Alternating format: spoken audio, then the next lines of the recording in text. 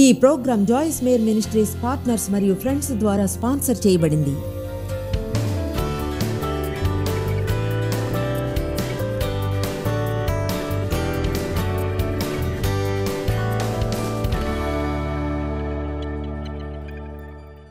ధైర్యంగా జీవించడం అనే దానిలోని అధ్యాయాల్లో ఒకటి సరైన తప్పైన భయాలు, మరొకటి ఫోబియాల గురించి. ఈరోజు ఆ రెంటిని గురించి మాట్లాడుకుందాం. మనకు మంచి భయం ఎలా కలుగుతుంది? అవును, నిజమే. నిప్పుల్లో చేయిని ఉంచడం అంటే భయపడ్డం ఆరోగ్యకరమైంది. తలకు మించిన నీళ్లు ఉన్న చోట ఈత తెలియకుంటే నీళ్ల మధ్యలో దూకాలంటే భయపడ్డం అనేది ఆరోగ్యకరమైనది. ఆరోగ్యకరమైన విషయాలు ఎన్నో ఉన్నాయి. భక్తితో కూడిన భయం అనేది ఉండటం, దేవుని భయం, అవి కూడా. అసలైతే బహుశా మనం దేవుని భయం గురించి కావలసినంతగా వినం. దేవునికి భయపడాలని కాదు, దేవుడంటే భయపడక్కర్లేదు. ఆయన కోపం గల దేవుడు కాదు. కోపం వస్తుంది, కోపంగా ఉండడు. మిమ్మల్ని ప్రేమిస్తున్నాడు, మంచి పొందాలనుకుంటాడు. ఒకవేళ తప్పులు చేసినా లేదా తప్పు పనులు చేసినా దేవునికి భయపడక్కర్లేదు. అయితే ఆ భయం కల భక్తి, దేవుడంటే భయం అనేవి గౌరవమైన భయం. అవే దేవుడంటే దేవుడు అని చెప్తాయి. అంత శక్తివంతమైన వాడని, ఎంతో జ్ఞాని అని, పూర్ణంగా మంచివాడని, ఆయన నన్ను ఏం చేయమని చెప్పినా ఆయనకెంతో గౌరవాన్నిస్తూ చేయాలనుకుంటాను. ఇంకా అవును, దేవునికి విధేయత చూపకుండా మంచి విధానంలో భయపడండి. అంతేకాని చేయకుంటే తల మీద కొడతాడనో, కాని ఆయన తెలివైన వాడని నమ్మినందున శ్రేష్టమైనదేదో ఆయనకి తెలుసని మిమ్మల్ని మీకు మంచిదైన దేనిలోకో నడిపించడానికి ప్రయత్నిస్తున్నాడని ఆ ఆరోగ్యకరమైన భయం ఉండాలి. ఆ భక్తితో కూడిన భయం, దేవునికి విధేయత చూపకుండా. అయితే అక్కడ అన్ని రకాల తప్పు భయాలు ఉంటాయి. మీరు గాని డిక్షనరీలో ఫోబియాలను గాని చూస్తే లేదా ఇంటర్నెట్లో ఫోబియాలను గాని ఆశ్చర్యంగా ఉంటుంది. ప్రజలు భయపడే లిస్టుకు అంతం అనేది లేకపోవడం చూస్తే, అంటే చూడండి, ఎత్తులు, నీళ్లు, ఇంకా అంటే అర్థం చీకటి, వెలుతురు, ప్రజలు, అదంతా నాకు ఆశ్చర్యంగా ఉంటుంది. వాటిలో కొన్నైతే కేవలం నిజంగా యునిక్గా ఉంటాయి. అలాంటి వారిని అపహసించకూడదు, అర్థం చేసుకోగలం అనుకుందాం. ఒకవేళ మీ జీవితంలో గానీ అలాంటి యునిక్ భయంగానుంటే మేము ఆ భయాన్ని మీరు జయించడానికి హెల్ప్ చేస్తాం. శుభవార్త ఏమిటంటే, మీకే విధంగానూ అర్థవంతంగా లేని ఫోబియాల్లో మీరుంటే దానిలో చిక్కుకుపోయి జీవించిన అవసరం లేదు. అసలు ఎలా వచ్చిందో మీకు తెలియదు, ఎలా వదిలించుకోవాలో. నేను నమ్మే వాటిల్లో ఒకటి, మనం ముందుగా వేయగల అడుగు మన నోటి నుంచి సరైన వాటిని ఒప్పుకోవడం.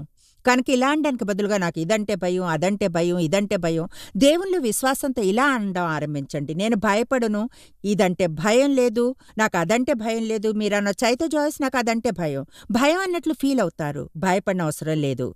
తెలుసా, మనం క్రీస్తులో ఎవరమో తెలిస్తే మనం ఆయనలో ఎవరమో అలా ఉండగలం. మనం భయం లేదా గిల్టీగా ఉన్న దేన్నైనా చూసి ఫీల్ అయినా సరే, నేను గిల్టీగా ఫీల్ అయినా దేవుని వాక్యంతో గిల్టీగా లేనని తెలుసుకోవచ్చు. కనుక గిల్టీగా ఫీల్ అయినప్పుడు పశ్చాత్తాపడ్డానని గాని తెలుసుకుంటే, దేవుణ్ణి క్షమించమని అడిగానని, అప్పుడు చాలాసార్లు ఇలా అంటాను, నేను ఎలా ఫీల్ అయినా పట్టించుకోను, క్షమించబడ్డానని నాకు తెలుసు. అప్పుడేం జరుగుతుందో చూస్తే ఆశ్చర్యపోతారు. కొంత అధికారాన్ని తీసుకోవడం ఆరంభించినప్పుడు మీకు కలిగే ప్రతి చిన్న భావానికి తల వంచడం ఆపేస్తారు. మిమ్మల్ని ప్రోత్సహిస్తున్నాను, ధైర్యంగా జీవించడం అనే పుస్తకాన్ని తీసుకోమని. నేను నమ్ముతాను, మీ జీవితంలో ఎలాంటి భయం ఉన్నా సరే ఈ పుస్తకం నుంచి సహాయాన్ని పొందగలరని. ధైర్యంగా జీవించడం. మీకున్న ప్రత్యేకమైన భయం గురించి వివరంగా చర్చించకపోవచ్చును. అయితే భయం అనేది ఒక సిద్ధాంతం. మీరు గాని భయపడుతూ విషయాలను ఎలా చేయాలో, ఎదుర్కోవాలో నేర్చుకుంటే ఒకటి నిశ్చయం, మీరెన్నడూ భయపడుతూ భయాన్ని జయించలేరు. వెనక్కి తగ్గడంతోనూ ఎన్నడూ భయాన్ని జయించలేరు, లేదా పిరికితనంతోనూ. దాన్ని ఎన్నడైనా జయించగలగడానికి ఒకే ఒక మార్గం, ముందుకు సాగడం, దాన్ని ఎదుర్కోవడం, తర్వాత మీరు ఏం చేయవలసి వచ్చినా చేయడమే. ఒకవేళ భయపడుతూ చేసినా సరే. దేవుని నుంచి ఎలా వినాలో తెలుసా? అనుభవం చేత. ఆత్మచే ఎలా నడిపింపబడాలో తెలుసా?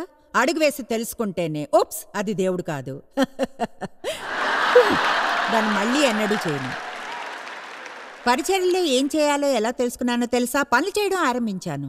నేను చేసిన మొదటి పనుల్లో ఒకటి, డౌన్ టౌన్ సెంట్ లూయిస్ వీధుల్లో శనివారం ఉదయాన మా చర్చిలోని ఒక గ్రూప్తో కలిసి వెళ్ళడం, నా 3 చిన్నపిల్లలతో డేవ్తోనూ సువాత ట్రాక్స్ని పంచిపెట్టడం. నాకు అదెంతో అసహ్యం. చెయ్యాలనిపించలేదు. చల్లగా ఉండడం ఇష్టం లేదు. ప్రజల నుంచి వచ్చిన తిరస్కారాన్ని ఆనందించలేదు. తర్వాత నర్సరీలో పనిచేయడానికి ట్రై చేశా. 2 వారాలే పట్టింది నాకు నా పిల్లలకు తెలియడానికి దానికై అభిషేకించబడలేదని.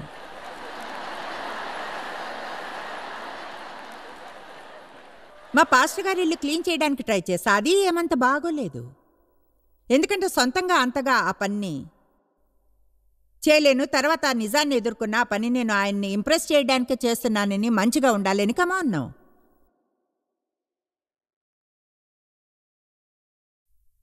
అయితే తర్వాత బోధించడం ఆరంభించాను.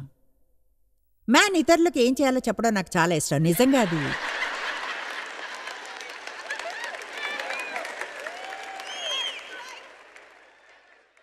జోక్ చేస్తున్నానని చెప్పొచ్చు, కానీ నిజంగా పూర్తిగా అలా కాదు. కనుక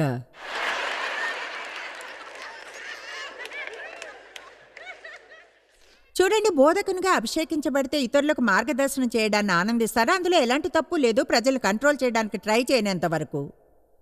దేవుడేం చెప్తున్నాడో తెలుసుకోవడానికి ఒకే ఒక మార్గం, బయటకు అడుగు వేయడమే. దానికి మీరు భయపడకూడదు. ఒక తప్పు చేస్తామేమో అని అంతగా భయపడకూడదు, ఏదో ఎన్నడూ చేరనట్లుగా. ప్రపంచంలో మీకు ఎన్నడైనా జరిగే అత్యంత హీనమైంది తప్పు చేయకుండా ఉండే అందరికీ అది తెలియడమే. శ్రేష్టంగా చేయగలది ఏమిటంటే నైస్గా, స్పష్టంగా, ధైర్యంగా ఇలా అంటమే, నేను తప్పు చేశాను. అదేం చంపేదు. దేవుని నుంచి విన్నట్లు అనిపించింది, అయితే కాదు, నేను తప్పు చేశాను, నేనే తప్పు, నేను చేసిన పని తప్పు, చేయకూడదు. దాని జీవితపు పాఠంగా తీసుకుని ఇంకెన్నడూ చేయకండి. నాకు యెహోషువ 1వ అధ్యాయం ఇష్టం. ముందుగా 2వ వచనంలో ఆరంభిస్తున్నాడు. మోషే స్థానాన్ని తీసుకోబోయే యెహోషువ తాను చెప్తున్నాడు. మోషే మృతి చెందాడు. యెహోషువకు అది ముందే తెలుసు, ఎందుకంటే వాళ్ళు అప్పటికే 30 రోజుల నుండి దుఃఖిస్తున్నారు. అయితే అదొక స్టేట్మెంట్లా ఉంది, విషయాలు మారిపోతున్నాయి. అదైపోయింది, ఇప్పుడు ఇది చేయబోతున్నాం. యెహోషువకి ఇంకా ఇది ఏమిటో తెలియలేదు. కాబట్టి ఇప్పుడు నీవు లేచి ముందుగా మీరు చేయవలసింది అదే. ఏదైనా చేయాలనుకుంటే లేవాలి. ముందుగా మీరు లేచే చోటు మనసు లోపల పరిశుద్ధాత్మ ఊంఫేదో వస్తుంది. అప్పుడు మనసు లోపల లేస్తారు. మీతో మీరు సంభాషణ చేసుకోండి. నేను ఊరికే అలా సోమరుగా కూర్చొని ఉండను, జీవితంలో సంకల్పం లేకుండా ఉండను. దేవుడు నేను చేయడానికి ఏదో ఇచ్చాడు, నా జీవితంపై ఇతరుల అధికారంతో విసిగిపోయాను. ఇక లేస్తాను, లేచి భయాన్ని ఎదుర్కొంటాను. ఇకపై విలువైన జీవితం జీవించడానికి ప్రయత్నిస్తాను. అదేదో వేరెవరో మీకోసం చేసే పని కాదు, అది మీకు మీరుగా చేయాలి. ప్రతి వ్యక్తిలోనూ లోపల ఏదో ఒకటి ఉంటుంది. వాళ్ళు కానీ మనసు లోతుల్లోకి వెళ్ళి దాన్ని తెలుసుకోకుండా అద్భుతమైన విజయాన్ని సాధిస్తారు. అయితే తెలుసుకొని వాళ్ళకి సహాయం చేయడానికి ఏమీ చేయలేరు.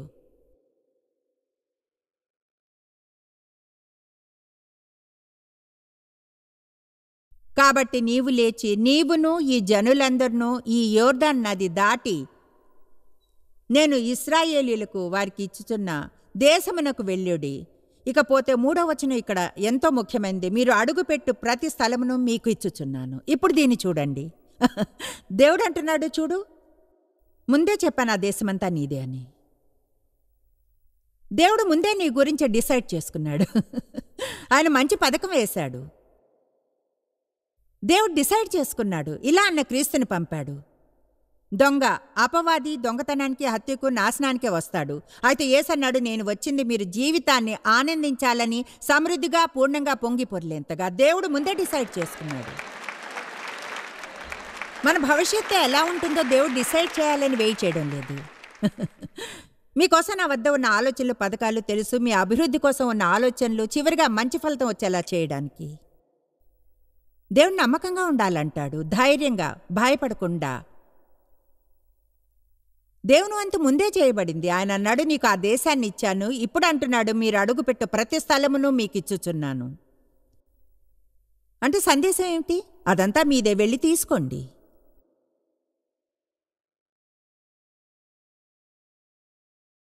నేను ప్రార్థిస్తున్నాను, నాకు సహాయం చేసేవారెవరూ లేరు. గతమంతా గందరగోళం. జీవితంలో నా పట్ల న్యాయంగా ఏదీ అవలేదు. అంతే అపవాది మిమ్మల్ని ఆ మూలిగే చోట ఉండడానికి ట్రై చేస్తున్నాడు. జాలికరమైన, విషాదకరమైన చోట మీరక్కడే గాయపడి జీవితం అంతా కూర్చుంటారు. దేవుడు అంటున్నాడు, లేవండి, మనసు లోపల లేవండి, బయట వైపున లేవండి. మీరు అద్భుతమైన, ఆశ్చర్యకరమైన జీవితాన్ని పొందడానికి ముందే వెల చెల్లించాను. ఇప్పుడు విశ్వాసంలో అడుగులు వేయడం ఆరంభించండి. మీరు అడుగుపెట్టు ప్రతి స్థలమును మీకు ఇచ్చుచున్నాను, అది మీదే.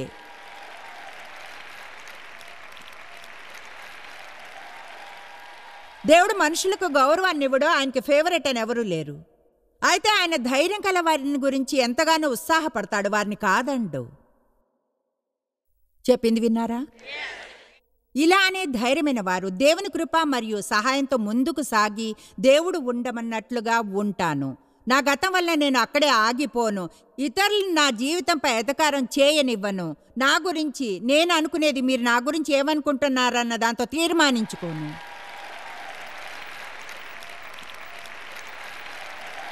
విశ్వాసం పెరగడం తెలుస్తుంది. మీకు ఐడియా అన్నా ఉందా, మనం ఈనాడు నివసించే ఈ పిచ్చి ప్రపంచంలో ఏమవుతుందో ఒకవేళ తమని తాము క్రైస్తవంలో పిలుచుకునే వారు నిజంగా లేచి ఆ విధంగా ప్రవర్తిస్తే?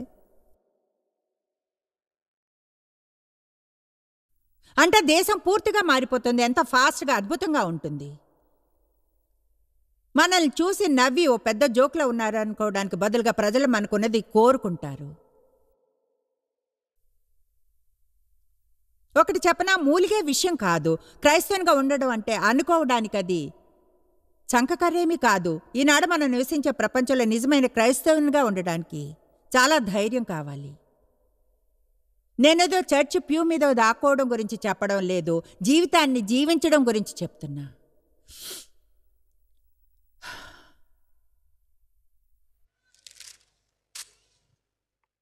నీవు బ్రతుకు దినములన్నిటనూ ఏ మనుష్యుడునూ నీ ఎదుట నిలవలేక ఉండును. మోషేకు తోడై ఉండినట్లు నీకును తోడై ఉండును, నిన్ను విడువను, నిన్ను ఎడబాయును. తెలుసా, ఈ ప్రతి ఒక్క వచనంలోనూ ఎన్నో పాఠాలున్నాయి. అంటే ముందుగా యెహోషువ ఎలా ఫీల్ అయ్యి ఉంటాడో ఊహించగలరా? మోషే స్థానాన్ని తీసుకోబోతున్నాడని చెప్పినప్పుడు అంటే అది సరిగ్గా ఎలా ఉంటుందంటే, జోక్ చేస్తున్నావా? మోషేనా? మోషే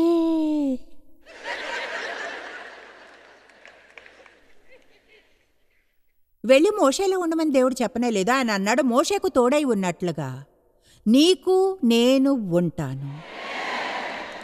అర్థమైందా? కొన్నిసార్లు ప్రజలు అంటారు, నేనే నెక్స్ట్ జాయిస్ మేయర్ని అవుతాను, బహుశా కారేమో. నిజంగా ఆశిస్తున్నాను మీ లక్ష్యం అది కాకూడదని, లేదా మరెవరిలానో ఉండడం. నేను మంచి మాదిరిగా ఉండగలిగితే అది గ్రేటే. అయితే మీరు కానీ అసలు ఏమైనా చేయాలనుకుంటే చెప్పండి, ఆమె చేసిన దానికంటే ఎక్కువ చేయాలని. ఈ వచనం నాకు ఇష్టం. ఇర్మియా 1వ అధ్యాయం వచనం 4. యెహోవా వాక్కు నాకు ప్రత్యక్షమై ఇలా సెలవిచ్చెను. దేవుడు తన ప్రజలతో మాట్లాడతాడు. గర్భములో నేను నిన్ను రూపింపక మునిపే నేను ఎంచుకున్నవానిగా నిన్ను ఎరిగి తిని. అతడు పుట్టక మునిపే అతడు ఏదైనా మంచిగాని చెడుగాని చేయడానికి ముందే దేవుడు అన్నాడు, నువ్వు నా మనిషివి. నీవు గర్భము నుండి బయటపడక మునిపే నేను నిన్ను ప్రతిష్ఠించి తిని, జనములకు ప్రవక్తగా నిన్ను నియమించి తిని అని. తెలుసా, దేవుడు గాని మీ మీద ఆయన హస్తాన్ని ఉంచి దేనికోసమో విడిగా ఉంచితే మీరు వేరే ఏదైనా చేయడానికి ప్రయత్నిస్తూ సంతోషంగా ఉండగలరు అనుకుంటా టైం వేస్ట్ చేస్తున్నారు.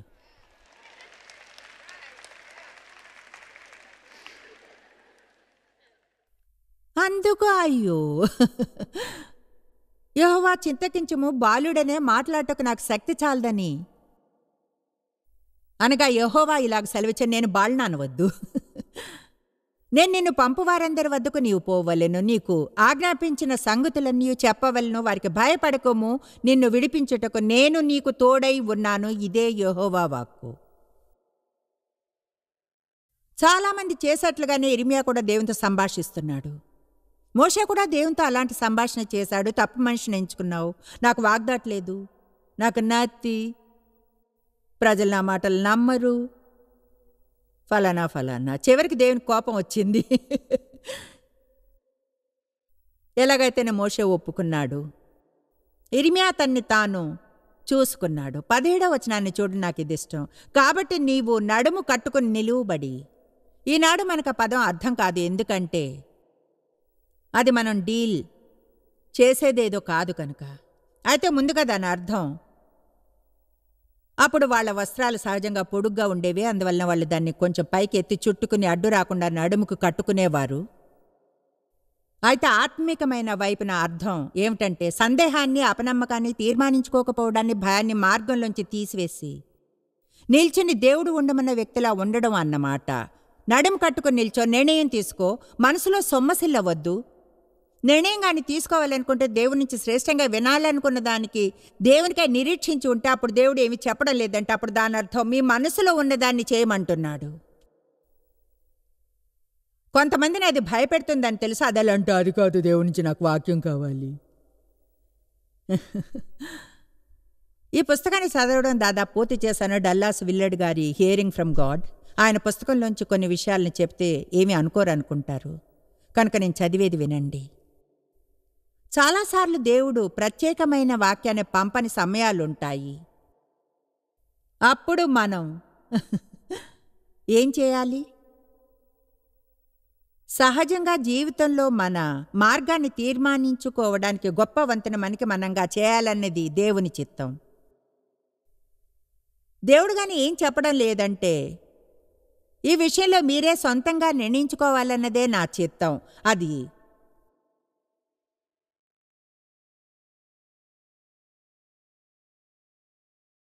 అది నిజమే అనుకోవడానికి కూడా భయపడుతున్నారు. మీకు తెలుసా, ప్రజలను గమనిస్తూనే నేనెంతో నేర్చుకుంటానది.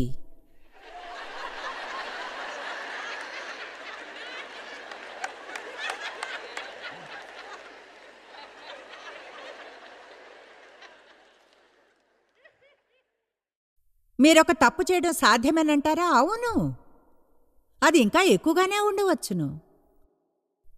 అయితే అలాగే నేర్చుకుంటాం. శాంతిని అనుసరించడం నేర్చుకోండి. జ్ఞానాన్ని, కామన్ సెన్స్ని యూజ్ చేయండి. దేవుని వాక్యాన్ని తెలుసుకోండి. తలుపును కాలుతో తన్నాలని ట్రై చేయకండి. నెమ్మదిగా తోయండి, తెరుచుకుంటుందేమో చూడండి. శరీర కార్యాల్లోనికి దిగకండి. మీరు చేయడానికి ట్రై చేసే దాంతో విసిగిపోతే అప్పుడు దేవుడు అంటున్నాడేమో నా హస్తం దీని మీద లేదు, వెనక్కి తగ్గి వెయిట్ చేయి. కానీ మనం ఎప్పుడూ ఏంజల్స్ ప్రత్యక్షం అవ్వాలనుకుంటాం, లేదా బూరలు పగిలేలా ఊది ఎవరో రావడానికి. అప్పుడు తెలుసా, ఈ మధ్యనే ఒక చిన్న ఫంక్షన్కి వెళ్ళా. ఒక ఆవిడంది, నాకు 2 గంటల ముందే రమ్మని ఆహ్వానం వచ్చింది, మీరు నాకు వాక్యాన్ని ఇస్తారని ఈరోజు వచ్చాను. ప్రజలు నా దగ్గర అలా ప్రవర్తిస్తే సహించలేను.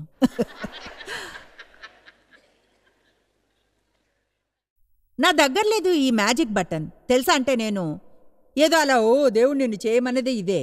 మీకు తెలుసా, వాళ్ళు చేస్తామని ఎవరైతే మీకు చెప్తారో ఇప్పుడు ప్రజల ద్వారా ప్రజలకు దేవుడు వాక్యాలను ఇవ్వడని చెప్పడం లేదు, కానీ దాని మీద జీవితం అంతా ఆధారపడి తిరగకూడదు. ఆ విధంగా చేయకూడదు. అప్పటికీ ఎవరైనా మీకు ఏదైనా వాక్యాన్ని ఇస్తే పరీక్షించండి, దాని ఫలాన్ని పరీక్షించండి. అది కానీ మీ ఆత్మతో ఒప్పుకోకపోతే అనండి, నో థ్యాంక్ యూ, నేను వెళ్ళాలని చెప్పారు కనుక ఆఫ్రికాకి వెళ్ళను. ఈ విషయంలో మీరుగా నిర్ణయించుకోవాలని నా చిత్తం. వినండి, దేవుడు ఉపదేశించబడ్డ జీవితానికి తయారు చేస్తున్నాడు. ఒకవేళ మన సొంత జీవితంలోనే భాగం కాలేకపోతే ఎంత బోరింగ్గా ఉంటుందో. ఒకవేళ మనం ఎప్పుడు చూడు ఎవరో ఒకరి కోసం వెయిట్ చేస్తుంటే, ఒకవేళ అది దేవుడైనా మనం వెయిట్ చేయాల్సిందే. తెలుసా, పిల్లలు చిన్నగా ఉన్నప్పుడు మీరు చెప్తారు, ఆ పని చేయకండి, అది చేయకండి, ఇది చేయండి, ఇలా చేయండి. చూడండి, ఇప్పుడు పెరిగిన పిల్లలతో అలా అనాలంటే అలసిపోతాను. కమాన్, దేవుడు మనం ఆయన హృదయాన్ని, ఆయన పని గురించి తెలుసుకోమంటాడు. ప్రతిదాని గురించే ప్రార్థించండి. మీ మార్గాలను దేవుని ముందు ఉంచండి. దేవుడు మార్చమనే ప్రతిదాన్ని మార్చడానికి సిద్ధంగా ఉండండి. ప్లాన్స్ని మార్చుకోండి. దేవుడు చెప్పిన క్షణమే మీరు మీ దిశను మార్చుకోండి. అయితే దేవుడు కానీ ఏమీ చెప్పకుంటే మనందరికీ తెలుసు అలా చాలాసార్లు అవుతుంది అని.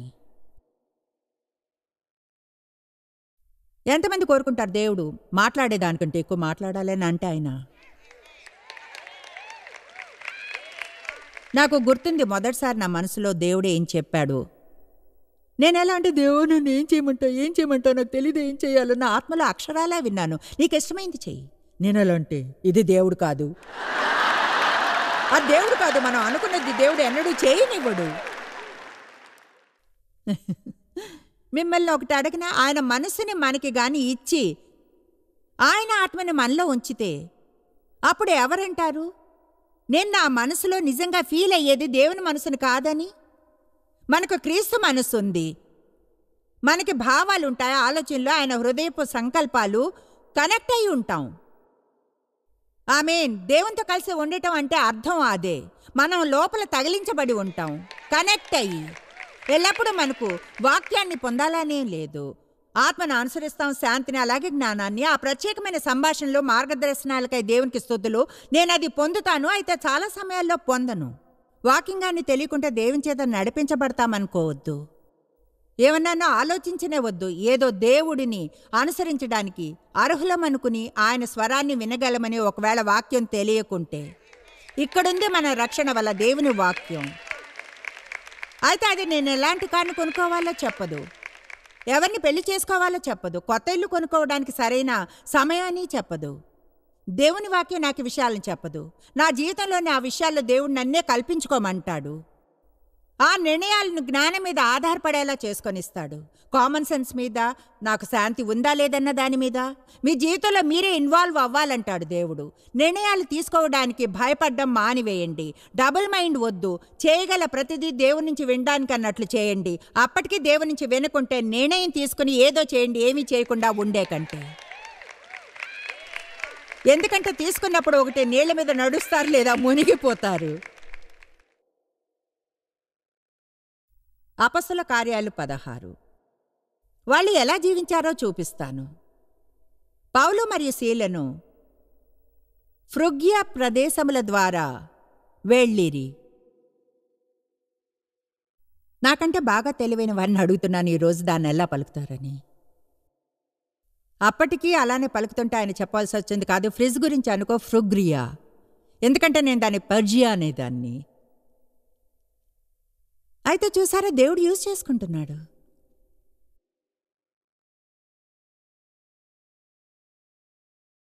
నేను స్కాలర్ని కాదు, అయితే కామన్ సెన్స్ ఉంది.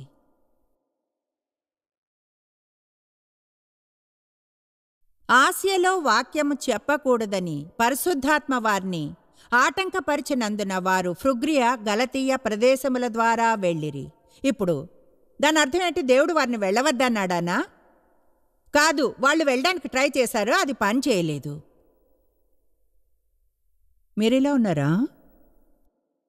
ముసే దగ్గరకు వచ్చి బితూనియకు వెళ్ళటకు ప్రయత్నం చేసిరి, కానీ నేను వాళ్ళందరినీ క్రూసిఫై చేస్తున్నా. కానీ యేసు యొక్క ఆత్మ వారిని వెళ్ళనీయలేదు. అంటే వాళ్ళు వేరే ఏదో చేయడానికి ట్రై చేశారు, దేవుడు చేయనివ్వలేదు. వాళ్ళు ఇంకేదో చేయడానికి ట్రై చేశారు, పరిశుద్ధాత్మ అడ్డగించాడు. నేను ఇక్కడ ఏం చూస్తున్నానో తెలుసా? వాళ్ళు ఎక్కడో ఒక చోట కూర్చుని దేవదూత వచ్చి వారికి ఏం చేయాలో చెప్పాలని వెయిట్ చేయలేదు. ఏదో చేయడానికి ట్రై చేశారు. దేవుడు అభిషేకిస్తే వాళ్ళు చేసేవారు, అభిషేకించుకుంటే వెనక్కి తగ్గారు. అంతట వారు ముసియను దాటిపోయి త్రోయకు వచ్చిరే. నాకు ఇది ఇష్టం. అక్కడ పౌలునకు ఒక దర్శనము కలిగేను. అప్పుడు అతను ఏం చేయాలన్న దానికి ఆదేశాలు ఇవ్వబడ్డాయి. మీ జీవితాన్ని ముందుకు సాగించండి, ఓవర్ డ్రైవ్లోనికి తీసుకుని వెళ్దాం, ఖచ్చితంగా రివర్స్ నుంచి బయటకు తెద్దాం. మీరు కానీ వెనక్కి చూడాల్సి ఉంటే మీ కళ్ళు మీ తలకి వెనుక వైపు నుండేవి, ముందు కాదు.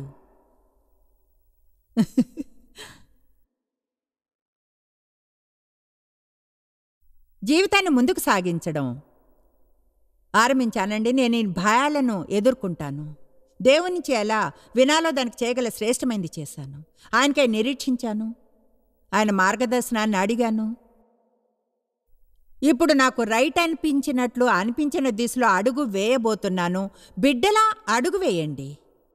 మీరు చిట్ట చివరి లోతు వరకు డైవింగ్ బోర్డు మీద డైవ్ చేయనవసరం లేదు. ముందుగా కదిలే నీళ్ళలోకి దిగండి, సరేనా?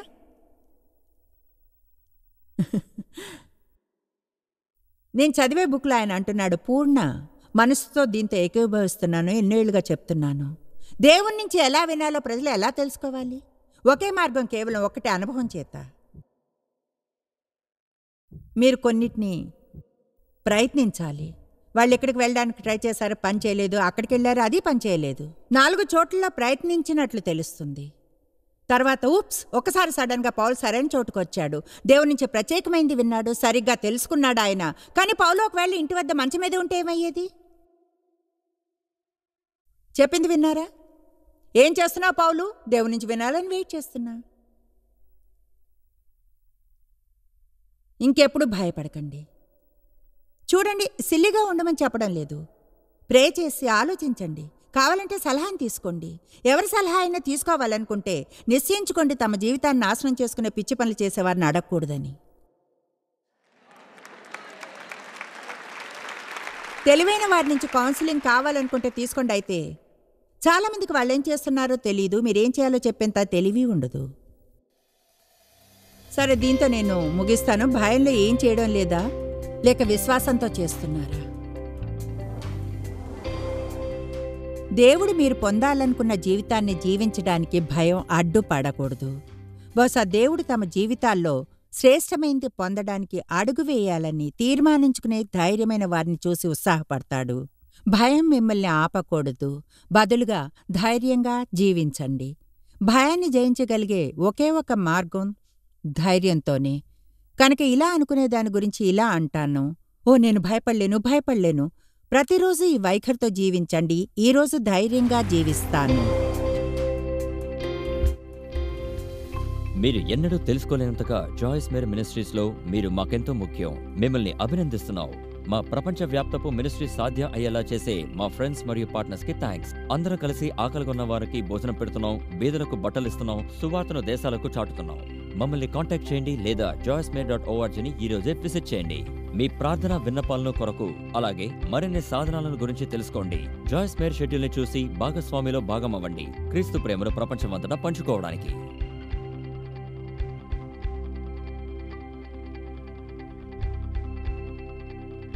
ఈ ప్రోగ్రాం జాయిస్ మేరీ మినిస్ట్రీస్ పార్ట్నర్స్ మరియు ఫ్రెండ్స్ ద్వారా స్పాన్సర్ చేయబడింది.